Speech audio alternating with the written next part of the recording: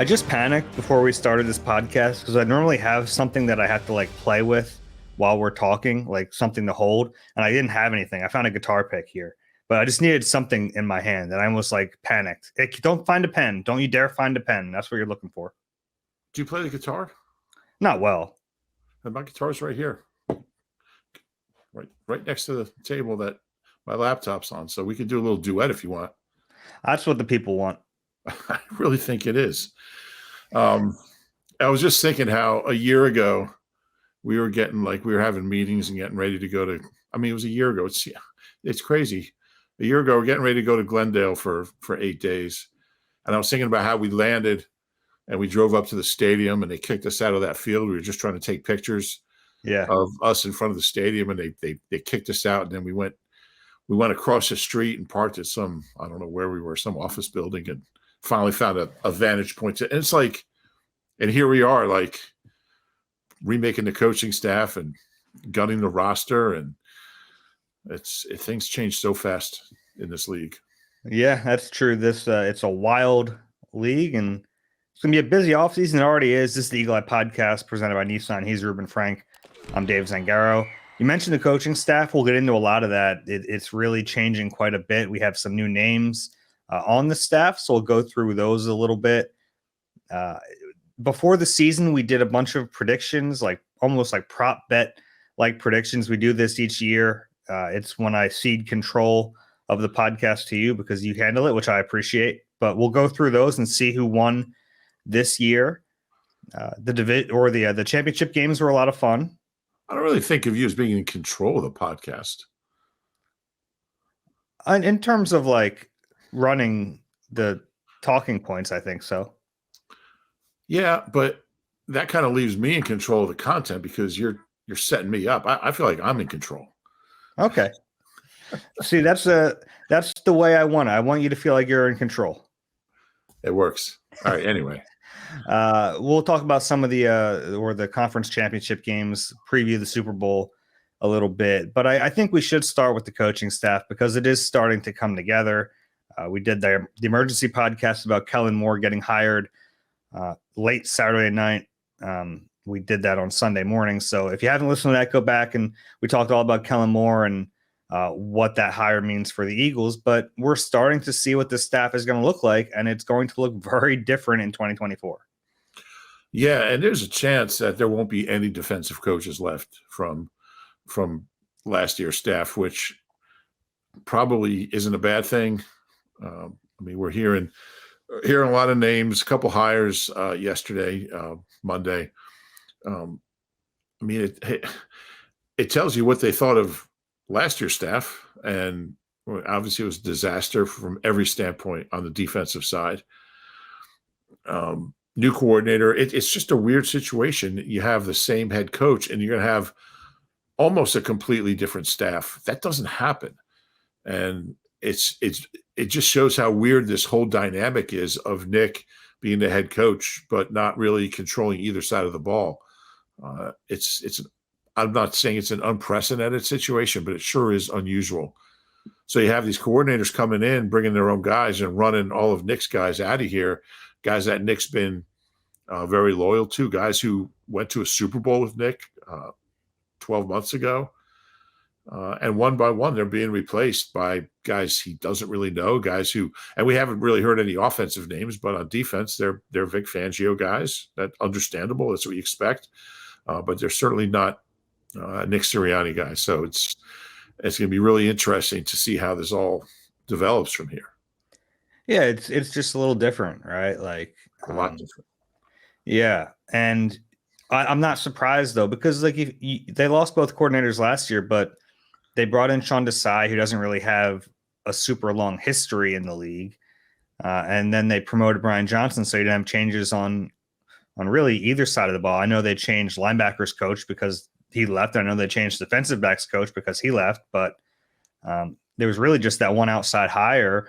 And we heard, how impressed Jeffrey Lurie was, and Nick Sirianni interviewed 15 linebacker coach candidates, and they landed on DJ Elliott. But yeah, I mean, of course, Vic Fangio's been in the NFL for 3 decades. He's going to have a lot of guys to call. And I'm also not surprised to see this a pretty experienced staff he's putting together on defense. That's the one thing that really jumps out at you. All these guys, like they're not coming from Bemidji State or anything. I mean, these are guys who've been in the league. I don't know why I picked Bemidji State. These are guys who've been in the league a long time. Strays out here. I'm sorry. Sorry for the Hawks of Bemidji or the Lions, whatever they are. These are experienced guys. They've been in the league. They know the league. They've worked with Vic. It's funny because Nick has been so. I mean, when he's replacing coaches, he's always looks to his guys, like promoting from within. Quality control guys become assistant position guys. They become position guys and position guys. It's just guys work their way up, and that's a good situation in a lot of ways. It's healthy. It gets guys to, when you're promoting from within, and this is kind of an organization-wide thing too. It builds. It gives guys the belief if they know that there's a chance they can get promoted, they're going to do everything they can to do their job as well as possible to get that promotion. So now he's going from the outside, which he hasn't really done. Doug certainly did the same thing. He loved to promote from within because he didn't have to worry about it searching for candidates. So it's just different. It's a different way of building a staff. But anybody who watched the defense last year would probably be all in favor of a different way to build a staff. Yeah, I think that's certainly justified based on the results. Yeah, it just didn't work. I mean, sure. Guys didn't, just basics of tackling weren't getting taught, or if they were getting forgotten or weren't getting practiced enough. So having a different approach can't be a bad thing. All right. So the two guys we found out about on Monday, defensive line coach and defensive backs coach, according to Tom Pelissero of NFL Network, Clint Hurt, who had been the defensive coordinator in Seattle for the last 2 years. Before that, he was defensive line and assistant head coach. He comes over. So that's an experienced name. And I don't want to be reductive at all about him and his resume, but the first thing that stands out is he's just a large human being. Yeah. He's enormous. It's impossible to see this guy not be like, holy cow. Yeah. The first thing that stuck out to me was that he worked with Sean Desai in Seattle. There's just so many like connections here when you have guys who've been in the league that long.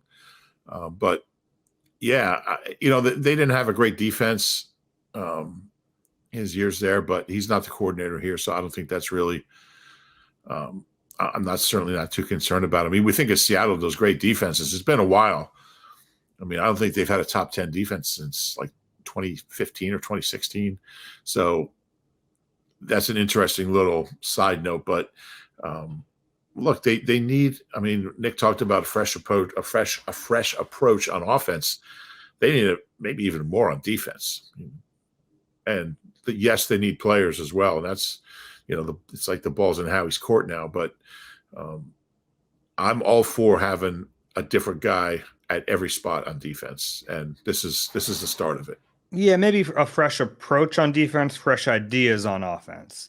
Because I think that the basic structure of the defense, I don't think is going to be massively different. Whereas on offense, I think the structure of the offense is going to be different. Yeah, I think that's true. And I mean, obviously, offenses are more complicated than defenses for the most part. So that's totally fine. But a new voice, whatever you want to call it, a new leadership. Obviously, what they were doing last year didn't work. Yeah, so Tracy Rocker had been the defensive line coach here for 3 years, a veteran coach, a coach who was really well liked and well respected, but it's tough to justify bringing anyone back on that staff. The other bit of news, and we should mention Clint Hurt worked under Fangio in Chicago. That's the connection there. Not surprised to see that connection. For a couple of years, he was the outside linebackers coach at that point. So he has history at a few different positions, but D-line is kind of where he's been most of his career. Yeah. I like when you see that, when you're looking at a coach's history, and maybe he was on offense as a grad assistant somewhere, and now he's on defense. I just think it's healthy to have, maybe you coach, linebackers and then secondary, whatever. I just think it's the more you've worked with, the better a coach you probably are. Yeah. And you don't have to have played the position to coach position. We've seen that too. I mean, Heck, we saw Todd Pinkston's out there coaching running backs, right? And I think Greg Lewis had done that, and now Greg Lewis is up for an offensive coordinator job. Yeah, he coached running backs. Actually, it was about a year ago this week. We were on the patio at that resort in Scottsdale at the Chiefs media day, and I ran into Greg Lewis, and I asked him about going from coaching running backs when he was a receiver, and he said, well, when Harbs went from special teams to secondary his last year here, it helped him get a head coaching job. So I figured the more I can do, the better qualified I'd be for an offensive coordinator job. So now he's up for one. I don't expect him to get it, but the more you can do, I think the more. Yeah, I mean, that's how Harbs got that Ravens job, because he went from special teams to he showed he could coach secondary, coach D-backs. More you can do. I mean, that's why I like to cover the Flyers, the Sixers, the Phillies. I think my Flyers work is probably why I got the Eagles job. All right, let's just rewind a little bit. Name a Flyer. Oh, geez. Their new goalie is Urson, Errson. Yeah, you're good. That's good. I don't know his first name is, but yeah, he's their goalie. You named the Flyer. That's good. Right. So Clint Hurt, the defensive line coach. Carl Scott. This is a hire that's very interesting to me. He had been the Seahawks defensive backs coach for the last couple of years and coached some really good players and young players too. We saw him coach Devin Witherspoon this year. He's had, in the last few years, he's had Kobe Bryant. He's had Tariq Woolen. Yeah. Reek Woolen, sorry. So he's had a bunch of young players, Michael Jackson, a bunch of young players out there that have had to play and have played really well. So if you're looking at this Eagles cornerback group and thinking, well, you're not running it back with Darius Slay and James Bradbury, you'd be right. But I think there's a reason to think the Eagles can go out and just draft the corner and plug and play, even in a year where they have really high expectations. Yeah, no, there's no question. His track record is impressive. And I mean, this is going to be a much younger, I mean, I assume Slay will be here, but I mean, this is going to be a much younger secondary, and they need that. They need that hands-on coaching, a guy who's got a proven track record of working with young DBs. I mean, I don't know exactly. We don't know, what role guys like Eli Ricks and Keely Ringo, Sidney, once he gets back from his injury. But they're going to have roles on this team, and whoever they draft, I mean, they're going to draft a corner somewhere, at least one, and who knows what else, safety. But this has got to be. I mean, the days of patching things up with Terrell Edmonds type of guys, just can't keep doing that. So I think it's a good match for what the roster is going to look like. Do you think there's a chance Keely's a starter next year? I think there's a chance. Yeah. I know that's off topic. You just mentioned him, and I'm curious. I was impressed with that kid. And, me too. He didn't play at all. Like all those guys, I mean, Sidney didn't play early. Keely didn't play early. Ricks played before any of them. But they took their time with those guys. And I mean, I have mixed feelings about that. But once they started playing, I think there was a benefit probably to them playing, but they could have used him earlier, I guess. But I just liked the way he carried himself. I liked his confidence. There were times where it looked like there weren't a whole lot of guys fighting back on defense. And he was one of them. And I think Ricks was as well. And I think Sidney was before he got hurt at the end of the season. So who knows what they're going to do in the draft. But I thought Keely should have started the playoff game, honestly. I thought he had done enough that it was pretty clear he was a better option than Bradbury at that point. Yeah. And they ended up rotating at that spot, which was a clear indication of they see it too, that Bradbury was cooked. But I agree with you. He should have just started the game. Yeah. All right, let's go through the coaching staff a little bit. We'll say what we know and say what we think might happen at some places. So at the top, you have head coach Nick Sirianni, the CEO. You have Vic Fangio and Kellen Moore, the new hires. And then Michael Clay obviously staying as a special teams coordinator. I'd assume both of his assistants stay as well. Yeah, that's a good point. Yeah. Rick Gosselin does his annual special teams rankings. Eagles went from 31st in 2022 to 10th this year. I thought they might even be a little higher. Yeah, I think in terms of DVOA, they were much higher. So yeah, but Rick kind of, it's a very basic ranking for each position and top 10, going from 31st to 10th. I mean, it looked at, you could see the product. It was so much better. I would probably think there were top 5 special teams when you count everything, but it's a big improvement either way, however you rank it. But yeah, I would expect that staff. Michael Clay's not going anywhere, so I don't think his staff's going anywhere. Yeah, which would have been the one area where you have stability. Yeah, and he proved to be a good coach. And I think that was like, if there was any argument to keeping Brian Johnson, I think it was Michael Clay, because you could have said, well, look how much he improved year over year. But I also realized that you can't count on that. Yeah. Yeah, and yeah, that's interesting. And I think you made the point that you're already changing coordinators. Do you really want to change all 3 coordinators the same year after the Super Bowl again and Steichen left? I also think if your special teams is struggling, I'm not saying it's not important, but I mean, look, they got to a Super Bowl with the 31st ranked special teams. I don't think you're getting the Super Bowl with the 31st ranked offense. Mm-hmm. So you can kind of hide special teams easier than you can hide a bad offense. Yeah, I agree with that.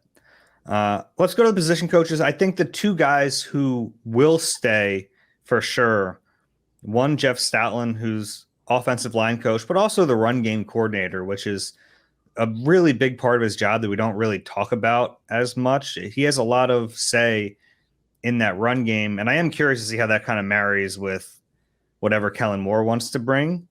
But I think Kellen Moore is kind of known for being a passing offensive coordinator, former quarterback's coach. So I still think Stoutland's going to be in charge of that run game.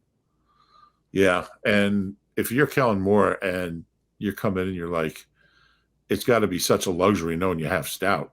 It's just one area you just don't have to worry about. He's got his own little fiefdom over there with the O-line. Even without Kelsey, they're going to be good. The Cowboys ran the ball like they had the 6th most rushing attempts while Kellen Moore was there. There's this I don't know, this narrative that he never runs the ball. I mean, they ran the ball.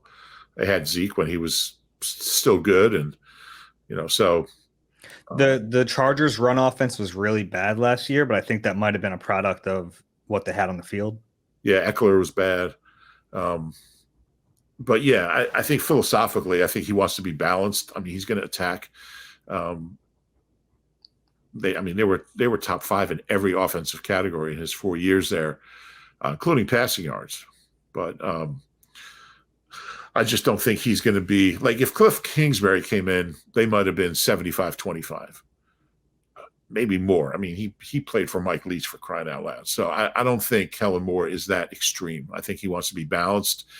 They're going to pass more than they're going to run. But I think they're just going to be more creative, more unpredictable when it comes to play selection, play structure, and how to attack.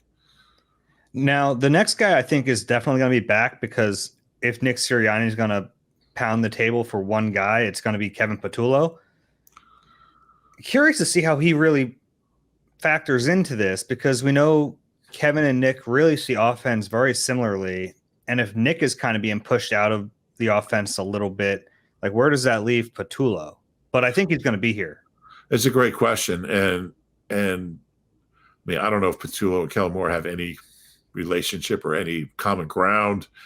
If they don't, it doesn't make a ton of sense. I think Kevin Patullo is a really good football coach, but and we know what Nick thinks of him. But I don't really know what his role is going to be, how he fits in. But I mean, if he's not here, then it's like, all right, Nick's barely here. Yeah. Well, in the press conference, Nick was talking about Kevin as if, like, of course he's back. He was, but he also they hadn't hired Kellen Moore yet. That's true. So I just think that, like, I think he will be here, but I'm just curious what his role is going to be. Sure. What he's really going to do. Yeah, well, it's already a kind of a tricky role to figure out anyway, because he was working under Nick and kind of alongside Brian, I guess. So like it's already like tricky to figure out what his role was. And now with the offense changing, I think his role could be to marry some of the concepts Kellen Moore brings and some of the stuff they have been doing, because he does have an intimate knowledge of what they've been doing. And I know things went so poorly this year, but they did have success offensively here. So there are some good things they do. So I think maybe Kevin is like the way to bond those a little bit. Possibly. It's a good thought. We'll see. Kellen Moore might come and say, I don't need somebody to marry what I'm doing with what he's doing. I don't know. Yeah, we'll see. And then the position coaches that we don't know about, Alex Tanney, we think he's going to be gone. He's already, there was a report that he's been, he requested the opportunity to look for other jobs. He's gone. Yeah, I think it's fair to say he's gone. But that's a big position coach hire that they have to make. That's probably the most important one going forward. Yeah, I would agree. And I mean, because this whole offseason is about getting Jalen back. Well, it's not all about it, but the biggest thing about this offseason is going to be finding a way to get Jalen back where he was. And I mean, Alex Tanney, it's hard to kind of, you can't really separate what Alex did, what Brian Johnson did, what Nick did, but that whole structure is gone, is going to be gone. And that's a big hire. If you're a QB's coach of a elite young quarterback, and if Jalen has that kind of year like he had last year, I mean, you're punching your ticket to an OC job. And I mean, so many head coaches are former QB's coaches. So, we kind of thought Alex Tanney was on that fast track, but it just didn't work out. But whoever I mean, that's a really attractive job is what I'm. Yeah, it's a job that you could probably, especially if Kellen Moore, if this offense looks good, Kellen Moore is probably gone at some point. And then if you do a good enough job as the court, and maybe it's a bad idea because the last time they did it, it didn't work. The last few times they've done it, it hasn't worked. But there's a pretty clear way to move up and become an offensive coordinator pretty quickly. Yeah. That's what I mean about an attractive job. You have talent. You have an OC that knows what he's doing. We think, we're pretty sure, and you're punching your ticket. So you take calling that. Josh McCown. I'm sorry. Calling Josh McCown. I'd take a listen to. I'd bring him in. I'd talk to Josh. Yeah, I would too. You already know him. They like him. He worked under Frank Reich last year, who is Nick's guy. I'm sure he played with Kellen Moore some point somewhere. He played with everybody. It's probably on the Lions or something. I don't know. I would call him. Yeah, it's a good name. All right. After that, we have running backs coach Jamal Singleton, who was if he has some injuries at QB, you sign him and get him on the field pretty quickly. Okay. Jamal Singleton, running backs coach, also the assistant head coach. Does that extra title keep him around? Kind of doubt it, but possibly. I mean, that's going to depend on Kellen Moore. I mean, and there could be coached two different running backs to Pro Bowl seasons in back-to-back years. Oh yeah, I mean, I don't think there's any question he's a good coach, but it's going to come down to, I mean, and I'm sure there were discussions between Nick and both coordinators. Look, I want to keep this guy. I want to keep Patullo, whatever. I want to keep, I'm keeping this guy. So, and then if the candidate didn't want that, then he's not a candidate anymore. But I would think Patullo and then Single, obviously Stout's in a class of his own because who wouldn't want to keep Stout? But I'd have no problem keeping Singleton. I mean, to me, the offensive staff, the issues weren't the position coaches. I think that, other than QB, Singleton's good at what he does. I don't think he's irreplaceable, but I'd keep him. Okay. How about Aaron Moorhead, the receivers coach, who was here on the previous staff and stayed on? Right. I like Aaron. I don't know. It's tricky. It's like, you have two stud receivers who are probably going to be good if I'm coaching them, and that's not a shot at Aaron. I just think that AJ Brown. You're that good a coach, is what you're saying. AJ and Devontae. I could coach AJ Brown to a Pro Bowl season. I'm very confident of that. There's the field, go play. Yeah, pretty much. After that, like, we haven't seen the development from some of the other players. Yeah. Like, we had the 1 year of Quez that was good, but he certainly hasn't lived up to it. OZ was never able to really take control of the third wide receiver. Haskell last year. We haven't seen any young guys really take ownership. I think he's certainly replaceable. Okay. Tight ends coach Jason Michael. Yeah, I think that he probably won't be here. I like Jason. I think he's a good coach. I think he's gotten, he's gotten the most out of what he has. Goddard wasn't great this year, but he had injuries and some drops. But he's been a really good player under Jason Michael. I don't think anybody could get any more out of McJack Stoll. I think they need better personnel at the position, but I'm okay with Jason Michael. But again, I think he's kind of like, he falls into that same category as Singleton and Moorhead, where they're fine, but new guy's probably going to want to bring in his own people, and I'm okay with that. Yeah, no, the Jason Michael thing is interesting because he came with Nick from Indianapolis, and he was the tight ends coach in Indianapolis, and he became the tight ends coach here in Philly, which is a weird lateral move that we don't see quite a bit. Yeah. Yeah. Out of all those guys, let's say out of Moorhead, Singleton, and Michael, who would you feel strongest about keeping? Singleton. Probably Singleton. Yeah. Yeah, I think so. All right. On defense, we know Clint Hurts, the defensive line coach, Carl Scott, the defensive backs coach. They've interviewed 2 linebackers coaches. Both have been defensive coordinators, which shows you the level of experience they're going for here. Joe Barry and Mike Caldwell. And I know neither of them were like great defensive coordinators. It's why they're available. But I think sometimes a guy will ascend to a position, fail, and then we forget that they were good enough at a different position to get to that higher level. Yeah. Isn't there a phrase? Is there a word for that? What's that phrase called? And like where you rise to your level of incompetence? What's Peter Principle, right? Oh yeah. Peter Principle. It's like you keep getting promoted because you're good at things. And then when you finally find a job that you're not good at, you stay there. So in theory, everybody in every position is incompetent because you rise to your level of incompetence. That's how we got our jobs. But it's a really, if anybody that's basically had a job has seen that happen. The guy who keeps getting promoted until he's really bad at something. Well, we're not going to fire him, but we're just not going to promote anymore. So he stays in that position that he's really bad at. I'm not thinking of anyone in particular, but yeah, that is a real thing. Look, I've known Mike Caldwell for 26 years, but I don't know. I don't know what kind of linebackers coach he is. Joe Barry and Mike both have good reputations around the league. I think they'd both be fine coaching linebackers. But again, it comes down to, like, if you're coaching the linebackers they had last year, I don't think, Chuck Bednarik would. Yeah, I don't think anybody could get anything out of those guys. So, yeah, I'd feel much less confident in my abilities to coach the Eagles linebackers last year as opposed to their wide receivers. That's fair.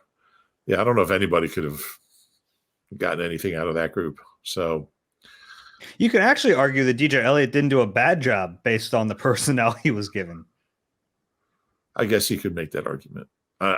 Certainly don't think. I certainly think Harry Roseman's more to blame for the linebacker play than anybody else, from Matt Patricia to Sean Desai to DJ Elliott to whoever, to you, all the other coaches. So, got to get better players in, no matter who the coach is. Yeah, but the experience difference there is really stark if they end up going with Barry or Caldwell, because they went with DJ Elliott last year and they went on this like exhaustive search to find him, but he's a guy who was the DC at Temple, hadn't been in the NFL.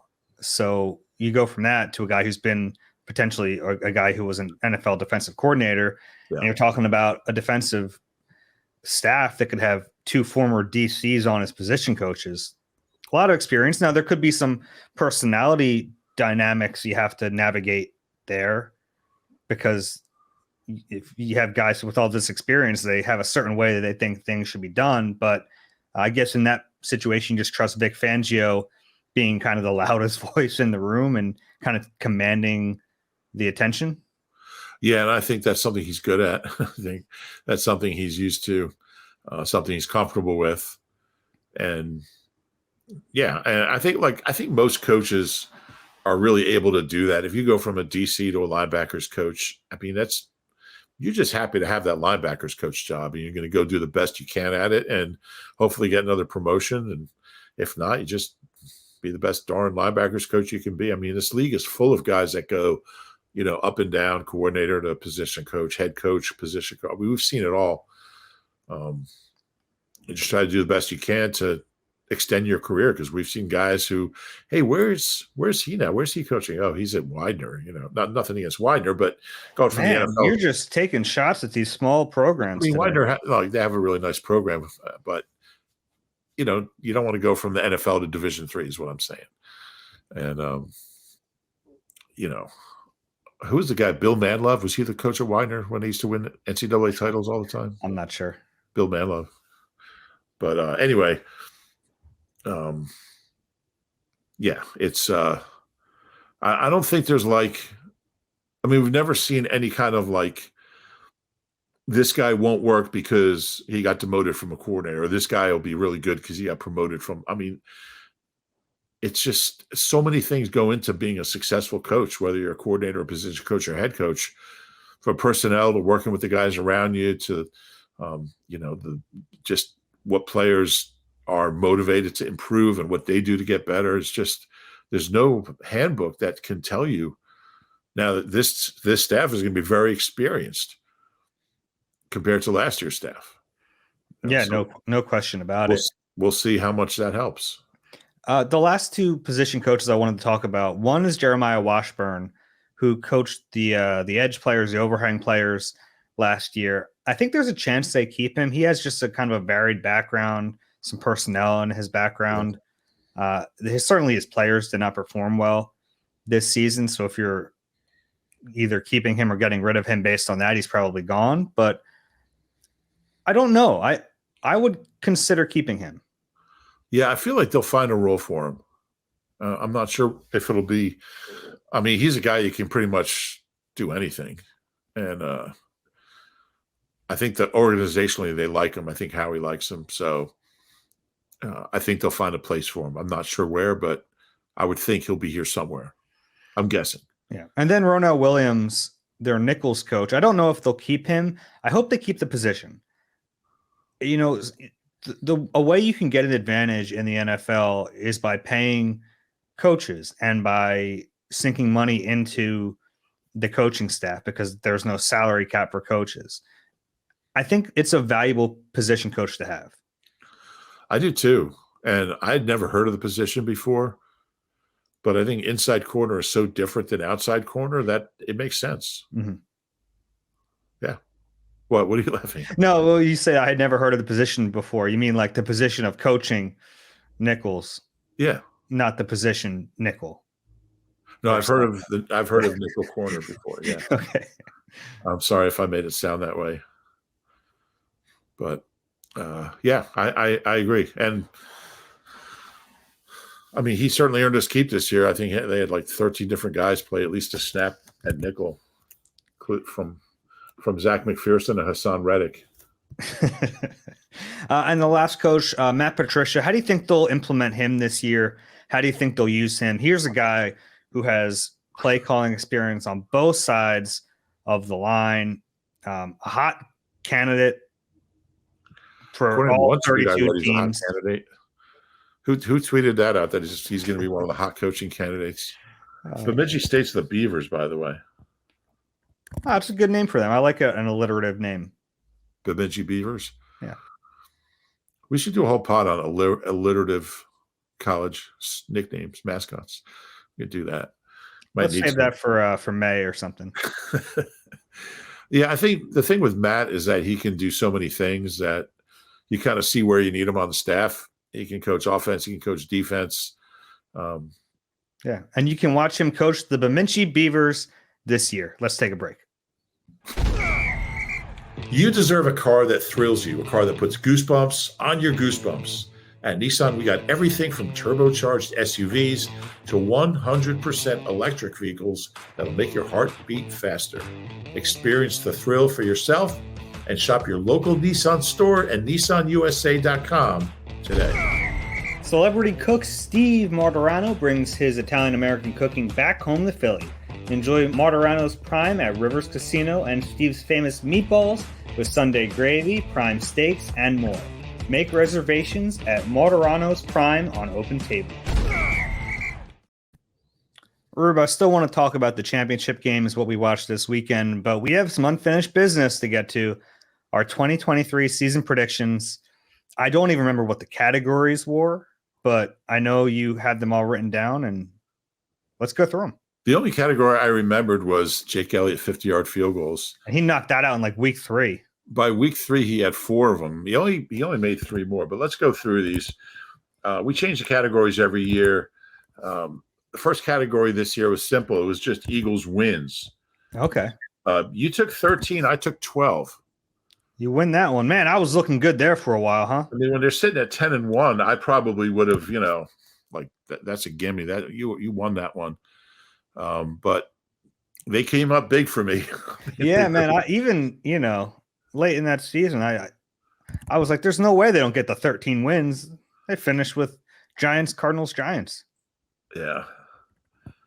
Yeah, didn't quite go the way we envisioned. The second one was Devontae and AJ combined receiving yards. We were both pretty close. They finished with 25-22. AJ 1,400 plus. Devontae with his second straight 1,000-yard season. I said 26-88, so I was within 166. Not bad. You said 25-57. You're only 35 total yards off. Wow, that's pretty good. Yeah, that is good. Dave just likes to say, I'm pretty smart. Yeah, and I thought that's how they would get there. AJ would go 6 straight weeks with 125 plus and then not touch it again. And they forget how to use him in the second half of the season. And that was one of the more I wrote about that in my 10 observations last week. I mean, he was on pace for the 9th most yards in history. I mean, 17-game season, but still 9th most yards in history as that streak ended. And over the last 9 games, he was 31st in the league in receiving yards. I mean, that's we haven't talked enough about his drop off and how, and I certainly don't blame him at all for it. It was again, that's coaching. That's an offensive coaching staff. You got one of the greatest receivers. I mean, the guy's on a Hall of Fame pace, and you can't get him the ball. If I were Kellen Moore, you know what I would have done in my interview? I guess it was virtual, the first one. I would have gotten a whiteboard and written 11 and 6 and circled them and said, I'm going to get these guys the ball a ton and in different ways than you did it last year.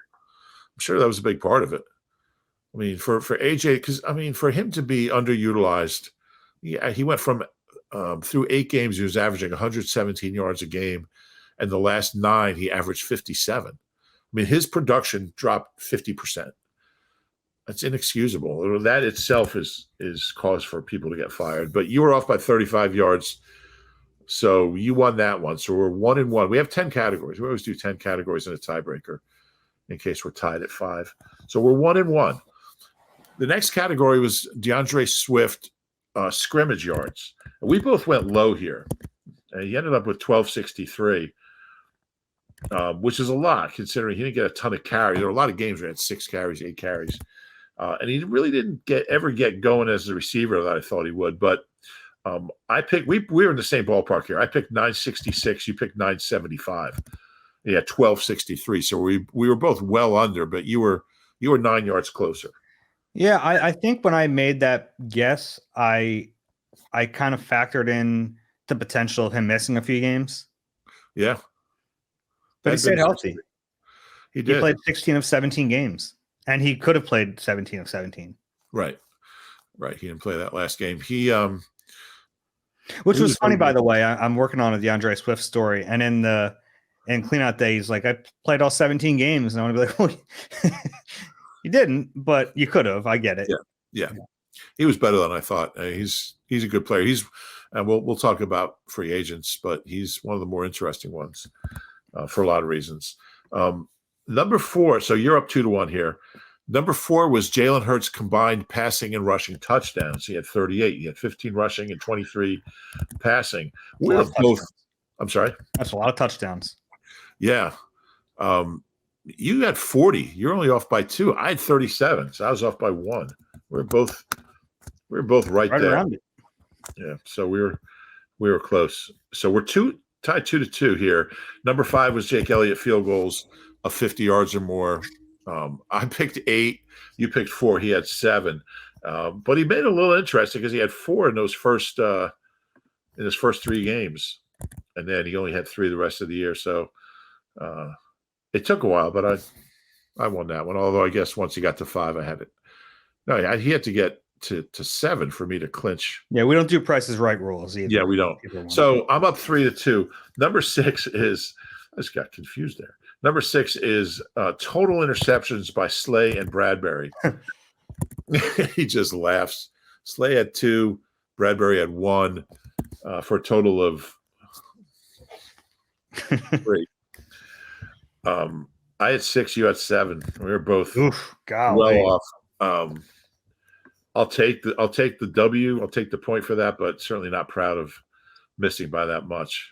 Yeah. What was when they gave Bradbury the contract? Were you good with it? I was. What do you remember? I wouldn't say I was good with it. I understood the pivot once they couldn't get CJ signed, but I knew there was danger in it. And I think they knew there was danger in it. They just did it anyway. Yeah. I mean, for me, I liked it just because, I mean, even at the end of the year, he didn't show any sign of drop off. He was 29. It wasn't like he was 32, like Slay. But I think the thing that I misjudged is, and they misjudged is, he was never super fast corner. He was physical, smart, instinctive, but like he just didn't have room to lose half a step. Yeah. Is it more surprising that he dropped off or that Slay hasn't as much? Interesting. Slay's older. Slay's been a more athletic, speedier corner. I would say I'm more surprised Slay didn't, because I thought he showed signs the second half of last year of dropping off. But he was fine this year. He wasn't vintage Slay from 3 years ago, but I thought he was really good. Yeah. I still look back at them not being able to sign CJ, and I know that that's not all on them, but man, that would have been so much. Like if they would have I know they're not going to pay a safety corner money, but they would have been so much better off if they would have found a way to get that guy locked up. And I know he has his personality quirks, but I would have taken that. I'm not sure they're calling it personality quirks in Detroit this week, but it was kind of an unfortunate sequence for him. But anyway, I like the player. I would have taken him back in a minute. Number 7. So we're 3-3 here, right? We tied 3-3. I lost track already. Number 7 was Jalen Hurts passing yards, and we both went high on this one. He had 3,858. Dropped off significantly. Didn't throw for a lot of yards late in the season. I mean, really nothing worked well late in the season, including the passing offense. We were very close. Now, just so everyone knows, like we made our predictions independent of each other. Like it wasn't like Dave picked a number and then I picked a number. I think we used to do that, but we were off by 3. I had 42.98. You had 42.95, independent of knowing what the other one was picking. So I guess you were 3 yards closer than me. I'll take it. We were both off by over 400. Let's see. I was off by 440. You were off by 437, I think. So you get a point, although I'm really reluctant to give it to you, but I'll give you a point there. So then we go to Josh Sweat sacks. This was I thought he was going to have a huge year. We both did. He had a huge first half of the year. He did a big first half. I picked 17. You picked 14. He had 6.5. Yeah, I remember us talking on the midway show, like we were going through like our halfway MVPs and everything, and he was my defensive player of the year for the Eagles halfway through the season. Yeah. Who's your defensive player of the year for the whole season? Vacant? You give it to Jalen Carter?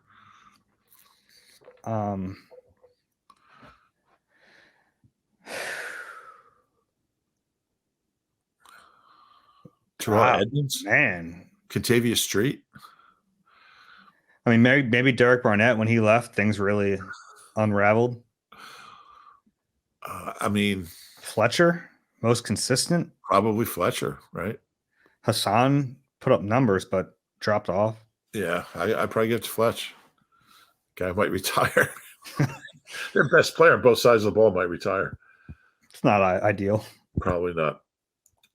But your ridiculous guess was closer than my ridiculous guess. So you get a point there. Dallas Goedert catches. I said 66. You said 71. He missed some games. Didn't have his best year. Still his most catches, 59, but I had 66. I was a little closer than you. But we were both significantly over. The last one is Marcus Mariota pass attempts. It's kind of a stupid category because it's just there's nothing to really base it on. He had 23. I said 17, so I was off by 6. You had 54. Okay. So I think I won 6-4. Congratulations. Thank you. It means a lot to me. The tiebreaker, by the way, we're both way off. The tiebreaker really speaks volumes about our expectations for the season and how things played out. It was total Eagles points for the year, for the regular season. You said 490. I said 511. They scored 433 points. So we were both, like 70 points off, which is just kind of it's how it went. They just weren't very good. So I guess I get the W, and maybe I'll let you come up with the categories next year. Yeah, I'll do that. That'd be fun. That's always fun. I like doing that. This year, it does show you how like different the season ended up being. Yeah. Compared to what we expected. And some of those categories, like halfway through the year, we were like on pace to hit them, and then wheels fell off. Yeah. In every way, at every position, in every way you measure it, the wheels fell off like somewhere around 8 or 9 games. It's like everything without exception, other than Jake. All right. A few more things here I want to get to. We have some odds powered by Fanatics Sportsbook. The early Super Bowl line, I've seen it fluctuate a little bit. This morning, 1.5 point favorites, the San Francisco 49ers. What do you make of that? Do you think they deserve to be favored in this game? I do. I'd like to see Big Red win another one, but I think the 49ers are just a little bit better team. I really like the way the Chiefs defense has been playing, but the Niners have more weapons. They're 2 really good coaches. I just think the Niners are just a little bit better, and I think they'll win the game. I think they certainly have more talent top to bottom, but the Chiefs have a significant advantage in some key categories and a quarterback and head coach. Yeah, I would agree with that. And I think Purdy's really good. Mahomes obviously is just on another level. And there was a point where early this year he was like, wow, he's really coming back to earth. And then, that team has the ability to just turn it on when they need to. And they're doing that. And Andy in the postseason, what's he got? The second most postseason wins now behind Belichick. Mm-hmm.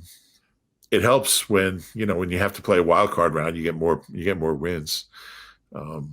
And maybe that's a factor too. They had to play an extra game, but with 2-week break, I don't think it is. I just think the Niners are a little better defensively. They have more weapons, certainly. They both have good quarterbacks. The Chiefs have one of the best ever. If it comes down to quarterback play, I like the Chiefs. If it comes down to coaching, I like the Chiefs. But it's the whole team.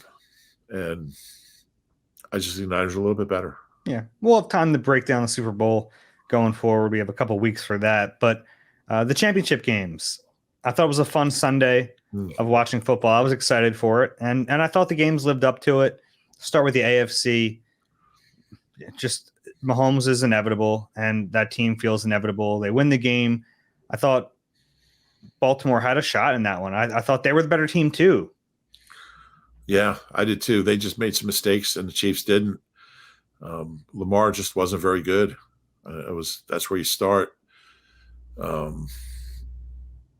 thought their defense played after a slow start. I don't think the Chiefs scored in the second half. They just kind of sat on those 17 points and kind of held their breath and left it to Spags and his defense. What a job he's done, by the way. Yeah.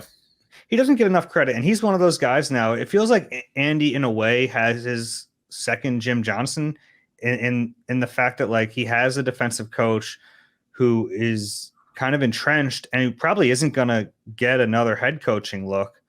So as long as Andy does this, he's probably going to have Spags with him. No, that's a great point. It's a great comparison.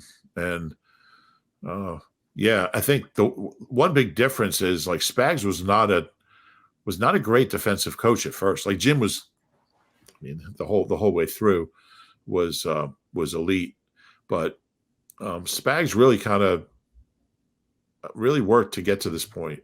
And yeah, he's been.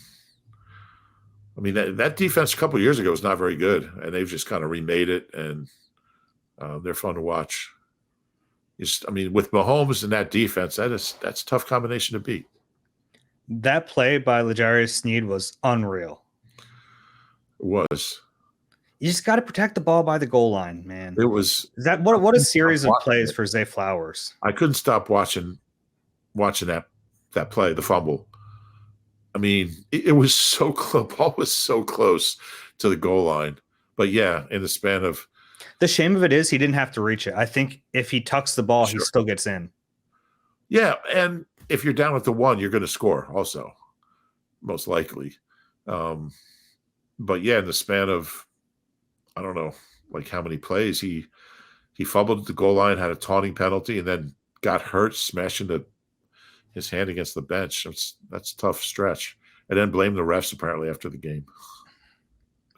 He's a really good player. He's bright future, I think. I think so. But what did you make of the taunting penalty? I thought it was the right call. I'm not crazy about the rule, but if you're going to have the rule. Yeah, I was watching. I was like, oh no, stop. Yeah, because like he even turned him over, like, so he could see him, like, do it. Now, the best way to taunt is just don't look at the guy. You can do all that demonstrative stuff. Just look at the crowd, and you can even talk crap to the guy on the ground. Just don't look at him. It's kind of like a catcher complaining to the ump about a call. As long as you don't turn around, you can complain all you want. You won't get run. People were complaining.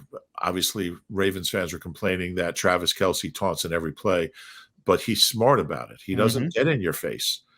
He's obnoxious, and he's, I'm sure he really irritates. He drew a personal foul in that game. It was brilliant. Yeah, it was. He got under their skin. He got a big call to go his way. Yeah, no, he's really good at that. But yeah, I thought it was the right call. And gosh, he's good, huh? Travis. Him and Mahomes together is like, they're just playing a different sport than everyone else. That one ball where Mahomes like flattened his throw and hits him back shoulder again. Kyle Hamilton couldn't do anything better on that play. Yeah. He's really good, by the way. Kyle Hamilton? Yeah. Yeah, he is. What do you think? Could have used him, huh? Maybe in 13 years we'll be doing the Brandon Graham versus Earl Thomas thing and going, no, the Eagles made the right decision, but right now it doesn't look good.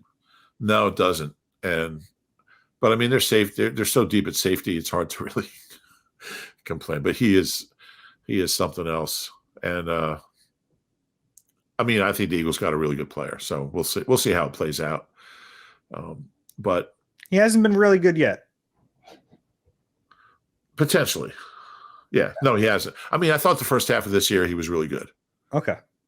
I mean, there's something there, but yeah, it doesn't look good. We're talking about Jordan Davis, by the way. If you guys Jordan Davis don't remember, the Eagles picked him right before Kyle Hamilton went to the Ravens. Yeah, traded up to get him, right? Mm-hmm. Yeah, I thought Jordan Davis the first half of this year was starting to make me a believer, but obviously he dropped off, and we've talked about that. We'll see, but yeah, it's a similar. It's really funny. It's a similar situation to BG. Mm-hmm. Jason was more well behaved at this Chiefs game. Was he? I didn't even remember seeing him. Did they show him at all? Yeah, he was there. And credit to Olivia Reiner from the Inquirer caught up with Jason after the game. Didn't really hint one way or the other. He mentioned that like no matter what, he wants to be involved in the organization, which is nice. I mean, if he retires and he wants to stick around, then you let him stick around. Yeah. Yeah. He said at his locker cleanout day that he wanted to be involved in football. He wanted to keep learning about football. I still think he'll be in the broadcast booth. Maybe not this year. Maybe the year after. But yeah, it would be cool if they both went in the Hall of Fame the same year. It would be cool. I think Travis isn't done. So yeah, a lot of whispers, but we'll see. I hope Andy's not done. We talked about this. What's Andy Reid going to do if he doesn't coach? Going to start gardening? Harry Gamble, when he retired, the old Eagles general manager, he loved gardening. Where did he live in Haddonfield? He had a huge garden in his front yard. He retired from being a GM and went into gardening. So keep bees, maybe. Andy, beekeeper. Beekeeper Seeks Ruth. Do you know that song? No. That's an old Guided by Voices song. Beekeeper Seeks Ruth. Did not make my top 500 Guided by Voices songs that appeared recently in Magnet Magazine. You should check that out. See if you agree with my list. I do. I thought it was great. I thought you know. I appreciate that. I don't know. I mean, what is Andy? 67? 65, I think. 65? I'd love to see him keep doing it. I just want to see him break. Like, I was never a big Landry. I never liked Landry. I never liked Belichick. So he'd break all their records. I mean, he's not going to break Belichick's Super Bowl record. Most likely. But you can make a case that Andy is a better coach than Belichick just because, I mean, he's been elite with different quarterbacks. Didn't win a Super Bowl without Mahomes, but got to one. Got to 5 NFC championship games without Mahomes. He's gotten to 5 AFC and NFC championship games with different quarterbacks. Belichick never did anything without Brady. I agree. That sounds like a column. There you go. Write it. All right. We got some time here before the Super Bowl. Do. How about the NFC game? Man, that one stunk. Yeah. That was just to watch the Lions just self-destruct. Yeah, that was brutal. And they looked like the Eagles in one game. It really was. That first fourth down, like you could just see the momentum switching when they didn't get it. You could just feel it. And I'm all for going for it on fourth down in the right situation. I like being aggressive, but just going for it on every fourth down isn't smart. You have to take into account the score, the situation, what's at stake. In hindsight, which one would you have kicked the field goal on or attempted the field goal? Well, both. Definitely the first one. Oh, really? Okay. Yeah. You just have to weigh, like, what do we gain here if we get the first down compared to what we gain if we kick the field goal? And I just didn't think it made sense. Really? I have a hard time faulting him. I thought, on the one, they had the right play. Guy just dropped the football. Yeah. I thought, and I've heard other people say this, it's not an original thought, but them running the football was a worse decision than going for it on fourth down. Agree. You ended the game if you don't get in, and they didn't get in. That was brutal. I agree. Yeah. I don't know. Did you hear Dan Campbell after the game? Apparently, in the locker room, basically said to his team, like, "We might never get the shot again." Did he really? Yeah, which is true, and it's Yeah. something we talked about when the Eagles lost last year. I wrote a column about it, and people were like, "Why in the world would you ever do this to us?" But it's true. It's tough to sustain success. It's a lot tougher to sustain it than it is to get there. So true. And that's what the Eagles learned this year, if they didn't know it already. And expectations are a beast, man. It kind of makes you appreciate what they did in 2018. I mean, just getting back and winning. I mean, they didn't have the same year as 17, but to get back there and win a playoff game. And looked like they were going to win too. Yeah. I mean, I wrote him. I mean, even if Alshon catches that ball, though, they still have like a 4th and 2. Yeah.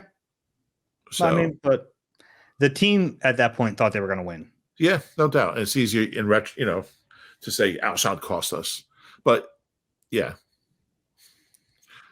I wouldn't put it all on him. I'm just saying, like, it. No, you're right. And someday we'll tell the story about where we were when that play happened. We already have. I think we were in the elevator, weren't we? Or no, we were in that downstairs press room when it happened. Yeah. Because Superdome's a nightmare. We heard the crowd screaming like 5 seconds before we saw the play on the monitor. That was strange.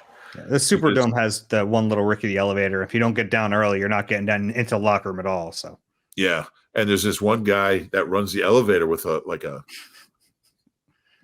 do you call it? Hand crank? Yeah, hand crank elevator. Like, so if he's going on his lunch break, he just stops and you just wait there until he comes back. And it's not quite that bad, but it's not far off. Yeah. What else you got, Dave? No, that was it. Any final words here? No, I stayed up way too late and watched the Sixers. I always love that you say no and then you do have final words. I think of something. I remember the Sixers were on the West Coast. They played Portland, who was 13-33. It was 10 o'clock game. I was like, I'm going to stay up and watch. I'm going to watch them beat Portland. And they lost by like 30 points. They didn't have Maxey, they didn't have Embiid. But if you got to beat a bad team without your 2 best players. And it was awful. You and Howie staying up watching those West Coast games. That's how you get JJ Arthego-Whiteside. That's how J-Jaw was discovered. Got to stay up late. All right, if you enjoy the Eagle Eye podcast, please do us a favor, rate and subscribe wherever you get your pods. If you're watching on YouTube, click that like button, subscribe there as well. That's it. We'll be back with you later in the week. For Rube, I'm Dave. This has been Eagle Eye presented by Nissan.